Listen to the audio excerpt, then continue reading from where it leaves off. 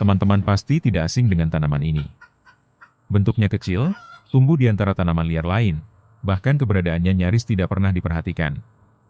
Satu-satunya hal yang membuatnya agak sulit dilupakan mungkin hanya polongnya yang cukup ikonik ini.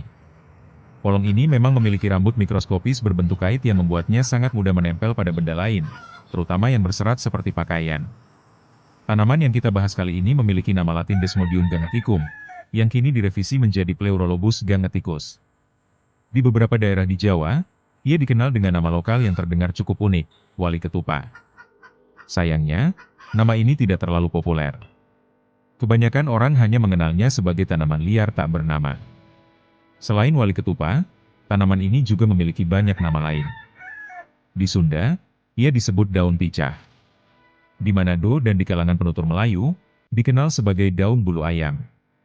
Di Malaysia, disebut akar katah atau serengan. Sementara di Filipina, masyarakat menyebutnya dikit-dikit. Namun di balik semua nama itu, statusnya hampir selalu sama, tanaman liar yang tumbuh di pinggir jalan, di tepi kebun, atau di sela-sela semak.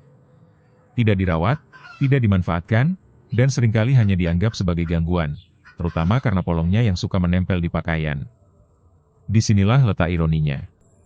Tanaman yang kita abaikan ini, di belahan dunia lain, khususnya di India, justru mendapatkan tempat yang sangat istimewa. Selama ribuan tahun, tanaman ini dikenal dalam sistem pengobatan Ayurveda dengan nama Shalparni. Dan posisinya di sana bukan sekadar pelengkap. Shalparni adalah salah satu dari 10 akar utama dalam ramuan Dasya Moola. Dasya berarti 10, Moola berarti akar. Ini bukan ramuan biasa, melainkan formulasi penting dalam Ayurveda yang digunakan untuk berbagai kondisi, terutama yang berkaitan dengan pemulihan tubuh dan keseimbangan sistem biologis. Ramuan ini tercatat dalam teks klasik seperti Charaka Samhita dan Sushruta Samhita, dan telah digunakan selama lebih dari 2000 tahun. Namun peran Shalparni tidak berhenti di situ. Shalparni juga termasuk dalam kelompok Rasayana, yaitu kategori ramuan tingkat tinggi yang difokuskan pada pemeliharaan vitalitas dan daya tahan tubuh dalam jangka panjang. Selain itu, tanaman ini juga muncul dalam berbagai formulasi klasik lain yang berkaitan dengan pemulihan kondisi tubuh setelah kelelahan atau penurunan fungsi fisik.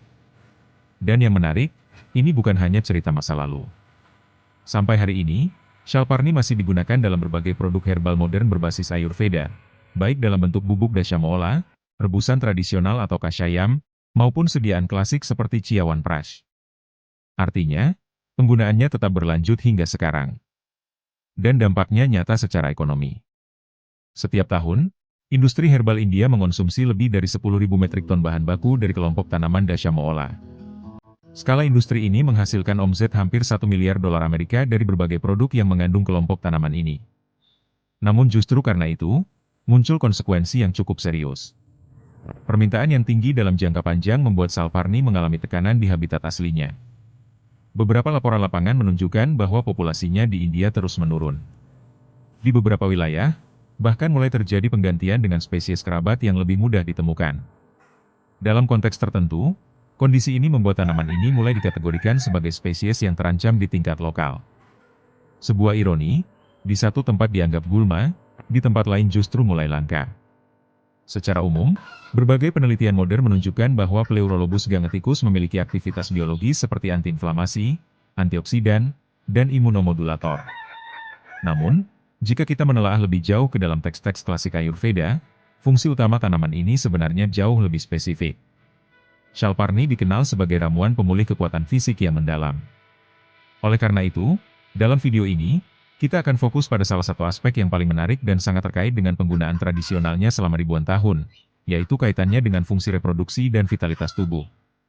Dalam sejumlah penelitian eksperimental, terutama pada hewan uji, ekstra akar tanaman ini menunjukkan pengaruh terhadap parameter kesuburan. Pemberian secara oral dalam kondisi tertentu dikaitkan dengan perbaikan kualitas sel reproduktif, keseimbangan hormon, serta perlindungan jaringan dari stres oksidatif. Namun yang membuatnya lebih menarik adalah ketika dibandingkan dengan pendekatan penelitian yang lebih lama. Dalam studi sekitar akhir 1990-an, peneliti mencoba mengisolasi senyawa aktif dari tanaman ini, lalu memberikannya secara langsung dalam bentuk murni, termasuk melalui metode injeksi dalam kondisi eksperimen terkontrol.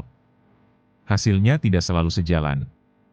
Pada dosis tertentu dalam model percobaan, Pemberian senyawa tunggal tersebut justru menunjukkan kecenderungan efek yang kurang mendukung pada parameter reproduksi, seperti penurunan kualitas sel atau gangguan jaringan. Sebaliknya, penelitian yang lebih baru hingga sekitar tahun 2024, kembali menggunakan pendekatan ekstrak utuh yang diberikan secara oral, lebih mendekati penggunaan tradisional. Dan hasilnya cenderung lebih stabil. Berbagai parameter menunjukkan perbaikan, dan efeknya terlihat lebih konsisten. Perbedaan ini diamati dalam kondisi penelitian terkontrol, sehingga tidak bisa langsung disamakan dengan penggunaan pada manusia, namun memberikan gambaran bahwa cara penggunaan dapat memengaruhi hasil. Hal ini mengarah pada satu kemungkinan penting, bahwa efek tanaman ini bukan berasal dari satu zat tunggal, melainkan dari kombinasi berbagai senyawa yang bekerja secara bersama. Hal ini mengarah pada satu prinsip penting yang membedakan herbal dengan obat kimia murni. Dalam dunia herbal, efektivitas suatu tanaman seringkali bukan berasal dari satu zat tunggal atau kandungan utama saja. Justru, adanya ratusan senyawa minor lainnya, meski dalam jumlah kecil, bekerja bersama untuk saling mendukung, menyeimbangkan, atau bahkan meredam efek samping dari zat utama tersebut. Inilah keunikan materi organik. Di saat laboratorium kimia modern mencoba menyederhanakan segalanya menjadi satu molekul murni, alam justru bekerja melalui kompleksitas. Hubungan harmonis antar senyawa inilah yang membuat ekstrak utuh wali ketupat cenderung memberikan hasil yang lebih stabil dibandingkan ketika senyawanya diisolasi secara paksa. Tentu saja, sebagian besar temuan ini masih berada pada tahap praklinis, dan masih memerlukan penelitian lebih lanjut. Namun, dari seluruh rangkaian ini, ada satu hal yang cukup jelas. Tanaman kecil yang selama ini kita injak di pinggir jalan, yang polongnya sering membuat kita kesal karena menempel di pakaian, ternyata adalah sebuah harta karun tersembunyi. Di satu sisi dunia ia dianggap gangguan, namun di sisi lain, ia adalah bagian dari warisan pengobatan yang sangat berharga dan memiliki potensi yang layak untuk kita kaji lebih dalam.